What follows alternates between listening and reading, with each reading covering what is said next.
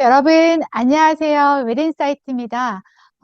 여러분들 중에서는 애석하게도, 네, 환자 경험 평가가 내년에 있는데, 그 전에, 부서가 바뀌어서, 네, 환자 경험 평가를 갑자기 준비해야 되는 분들이 생긴 것 같습니다. 네, 그래서, 그런 분들을 위해서도 그렇고, 우리가 한번 이제 또 되짚어서 가야 될 때가 된 것 같습니다.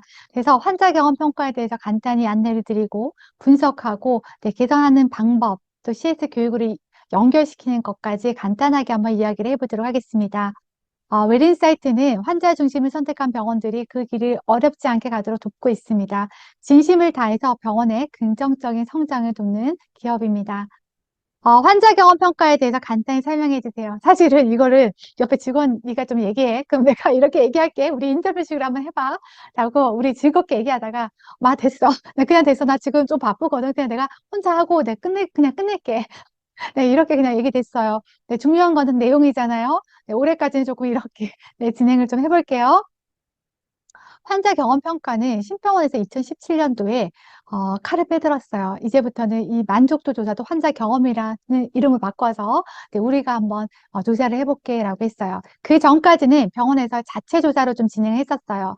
근데 환자 경험 평가라고 딱 시작이 된 것이 2017년인데 이때부터 심평원이요. 먼저 시작을 하면 우리 심평원에서는 그냥 조사하지 않잖아요. 그죠? 뭔가 네, 뒤에 다른 것들이 좀 있잖아요. 다른 거 이상한 거 아니고요. 의료 질평가를 통해서 결국 수가 반영까지 가는 거죠. 그래서 우리 병원들이 다 긴장하기 시작했어요.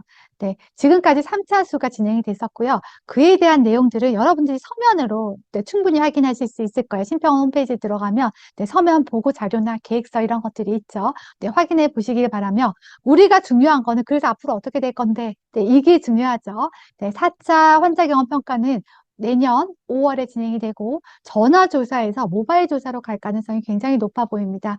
그리고 종합병원에서 전문병원으로 확산될 가능성이 좀 높아 보여요. 그러면 종합병원 이상, 뭐 종합병원, 대학병원, 상급 종합병원이 전문병원과 비교되는 거 이거 좀 문제 있지 않나요? 네, 라고 여러분께서 충분히 물어보실 수 있고, 저도 그렇게 생각해요. 당연히 문제죠. 네. 그런데, 우리가 결국은, 네, 점수가 나오면, 심평원에서 줄 세우기를 하지 않았지만, 네, 우리가 궁금해서 결국은 줄 세우기가 되더라고요. 네, 우리 병원의 점수가 전국에서 한 어느 정도의 위치고, 네, 더불어서 우리 주변에 있는 병원의 점수가 어느 정도 위치인지 상당히 궁금해요. 그래서 점수들을 다 다운로드 받아서 우리가 줄 세우기를 하고 있어요. 결국에는 이렇게 비교하면 안 되지만 결국은 우리가 줄을 세워서 비교하게 될 것이다. 지금까지 3차수가 다 그랬어요. 그 4차수도 그렇게 될 가능성이 아주 높다라는 말씀을 드려봅니다. 자, 환자 경험 평가 분석 어떻게 하세요? 네, 중요한 거는 우리가 지표 관리를 시작해야 돼요.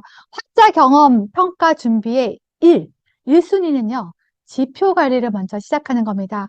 이 지표를요, 계속 보고 있으면요, 네, 숫자에 대한 감이 생기실 거예요. 네, 어떤 부서에서 어떤 부분이 더 필요하고, 네, 이런 것들에 대해서 보일 거예요. 근데 이런 것들을 담당자 하나만 가지고 있으면 안 돼요. 네, 담당자만 가지고 있으면 이 점수를 꼭 네, 내가 안아서 내가 어떻게 다 해결해 보리라. 네, 좀 어려워요. 네, 이 지표를 다 나눠주세요. 접점별로. 그리고 그들이 공유하고 스스로가 움직일 수 있도록 도와주세요. 네, 이렇게 하는 게 여러분들의 역할입니다. 점수는 보면 볼수록 계속 올라요. 네, 왜냐하면 피그말리온 효과가 있어요. 이 점수가 우리가 계속하면 개선 활동을 하니까 이렇게 오르는 거야. 물론 맞는 얘기예요. 근데 그 전에 더 깔리는, 네, 베이스 되는 신념이 있어요. 그게 뭐냐면, 피그말리온 효과 이런 거예요. 내가 너한테 관심 가지기 시작했어요. 그러면 자꾸, 네, 이 애를 쓰게 되는 거예요. 네, 그거를 계속 보게 되고, 내가 이 사람 잘 될 거야 했어요. 그러니까 이 사람 잘 되도록 계속 관심을 가져주는 거예요. 이게 피그말리온 효과고 이런 효과들이 결국은 좋은 결과들을 만들어내는 거예요. 우리가 개선 활동을 열심히 해서 네, 좋은 결과를 만들어내는 것 같지만 그 이전에 우리가 이 점수를 보면서 네, 계속 네, 공유하면서 계속 애가 쓰이는 거예요. 네, 이게 네, 우리를 더욱더 네, 개선 활동으로 네, 개선 활동에 동기를 부여하게 되고 그래서 결국은 좋은 점수로 연결이 되어집니다.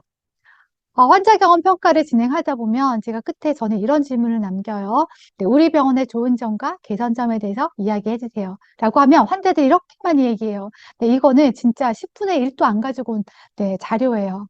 네, 근데 여러분들 보시면 저 위에 좀 빼곡하게 적힌 거 보이시죠? 네, 이거는 빼곡함도 아니에요. 진짜 엄청난 빼곡함들이 있어요. 네, 모바일로 조사를 하는데 이걸 어떻게 쓰셨나 몰라요. 우리 여러분들 모바일 조사하면 이렇게 하실 거예요?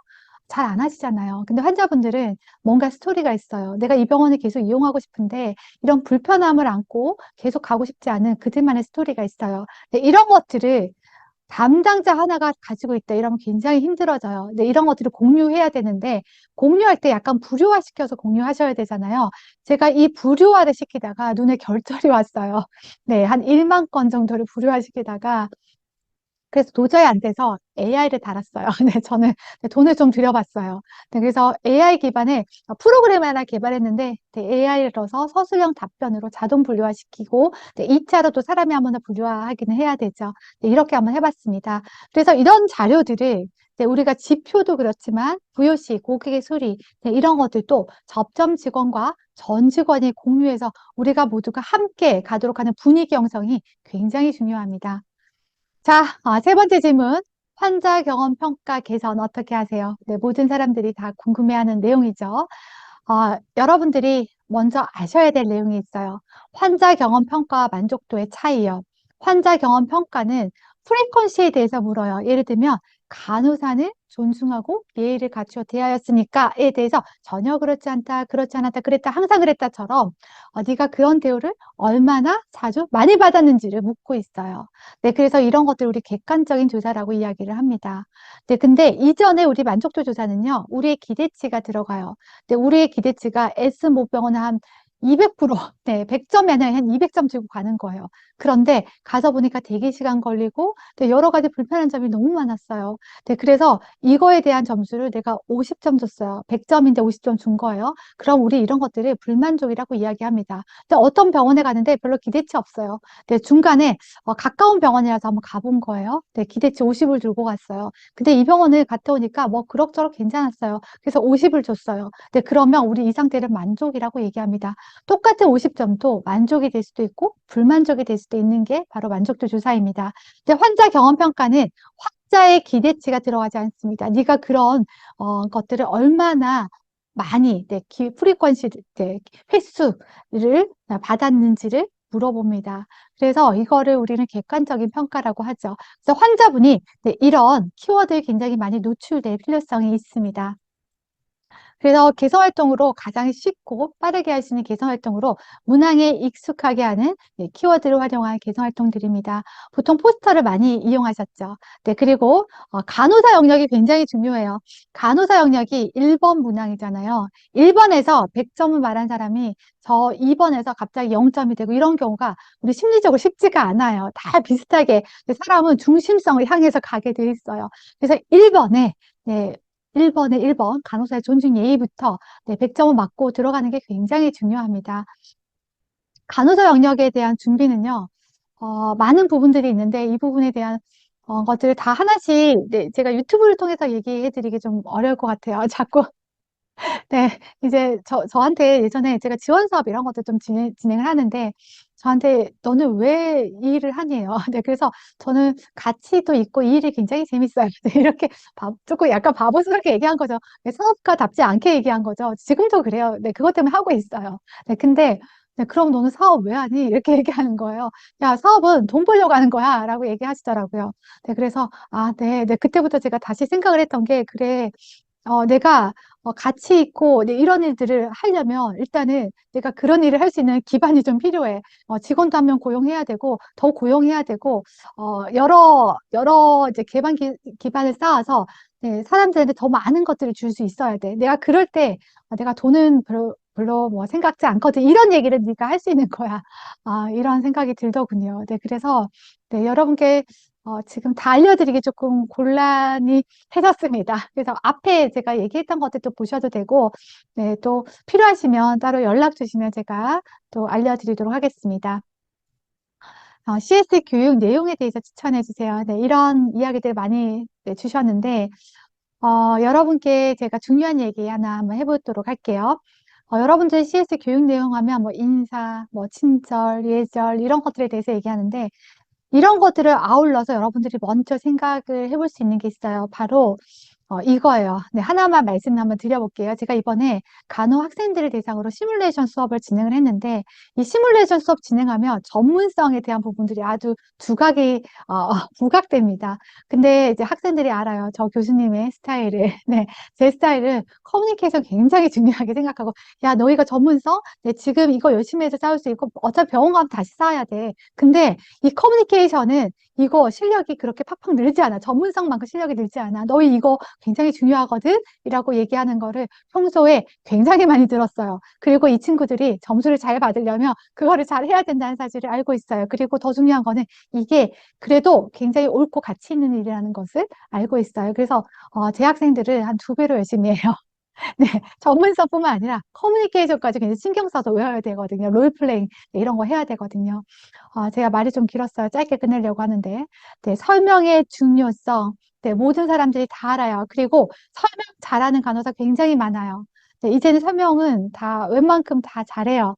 근데 문제는 우리가 이렇게 설명을 잘하는 거의 중요성 네, 이런 거에 모두가 다 아는데 네, 막상 네, 환자가 이렇게 얘기하면 네, 우리가 얘기하는 건 다 똑같아요. 네, 이거 소변줄 빼면 안 돼요? 네, 수술한 다음 날 네, 환자가 이렇게 물어요. 네, 이거 소변줄 빼면 안 돼요? 라고 물어요. 그 여러분 뭐라고 대답하실 거예요? 당연히 안 되잖아요. 네, 맞죠? 안 되죠. 그래서 우리가 예전에는 그냥 안 돼요. 끝났어요. 근데 요즘 그런 간호사들 없어요. 안 돼요. 라고 얘기하고 뒤에 설명해요. 왜 안 되는지 환자를 설득하는 설명을 보통을 하죠. 근데 여기까지는 모든 간호사들이 많이 진행을 해요. 근데 중요한 거는 제가 되게 커뮤니케이션을 잘하는 친구를 발견했어요. 이 친구는 이렇게 얘기했어요. 이 안 돼요가 아니라 환자는 왜 그렇게 이야기했을까라는 생각을 한번 하고 앞에 이렇게 붙였죠. 네, 많이 불편하시지요? 네, 공감에 대한 표현을 붙였어요. 안 돼요가 아니라 많이 불편하시지요? 네, 근데 이걸 해야 되는 이유를 뒤에서 쫙 설명을 해서 환자를 설득시키고 있었어요. 여러분 같으면 여러분들의 가족을 네, 입원시켰을 때 어떤 간호사에게 케어받기를 원하시나요? 네, 맞죠? 네, 공감의 말. 네, 그래서 우리가 네, 이렇게 한번 해보자는 얘기를 좀 드려봐요. 네, 그리고 미리 설명하는 것들이 되게 제가 인상 깊었어요. 애들 시뮬레이션 시켜보니까요. 물론 현장 코칭 나가도 마찬가지예요. 근데 가보면 알코올솜 닦는 거, 알코올솜 차가운 거 다 알잖아요. 지금 같은 날씨에 얼마나 차갑겠어요. 그래서 환자들이 아침에 깨자마자 주사를 맞으면 화들짝 놀라잖아요. 우리 그런 모습 많이 보잖아요. 근데 그때 알코올솜을 닦기 전에 차가울 수 있습니다. 라고 얘기하고 알코올솜 닦는 거예요. 근데 이러면 환자 입장에서는 내가 좀 더 배려를 받고 조금 준비할 수 있는 시간, 차가운 게 오는구나. 네, 알지만 번 더 준비할 수 있는 시간이 되는 거예요. 네, 이런 것들이 중요해요. 제가 주사를 놓을 때 어떤 친구를 봤냐면, 따끔합니다. 따끔따끔, 막 이런 친구를 봤어요. 자, 우리가 주사 맞으면 따끔한데 누가 몰라요. 다 알고 있죠. 그렇지만 미리 한 번 더 설명을 해보는 거예요. 네, 이러면서, 이 사람이 나에 대해서 굉장히 배려하고 있구나. 네, 이런 것들을 확인할 수 있죠. 제가요, 유튜브 스트리밍으로 환자 경험 평가 관련해서 비대면 워크숍을 12월 중에 한번 열려고 해요. 아마 12월 4주차가 될 것 같습니다. 여러분께 유튜브를 통해서 미리 공지를 하고 또 알림을 하도록 하겠습니다. 이때는 스트리밍 때문에 여러분들 질문을 실시간으로 좀 받아볼 수 있고 우리가 서로 소통하는 시간을 좀 가질 수 있을 것 같습니다. 그래서 여러분께 좀 도움이 되는 네, 이야기들을 한번 해보도록 하겠습니다. 심평원에서 내년에 하는 평가는 아직까지 발표된 바가 없고, 한 2월 말 3월 돼야지 발표가 되지 않을까 싶습니다. 근데 우리는 5월에 준비가 이미 5월에 시작이 돼야 되기 때문에 그때 발표를 시작하고 준비를 하면 조금 늦을 것 같아요. 그래서 우리는 12월 중에 한번 워크숍을 한번 준비를 해보도록 하겠습니다. 오늘은 여기까지 하겠습니다. 고생 많으셨습니다.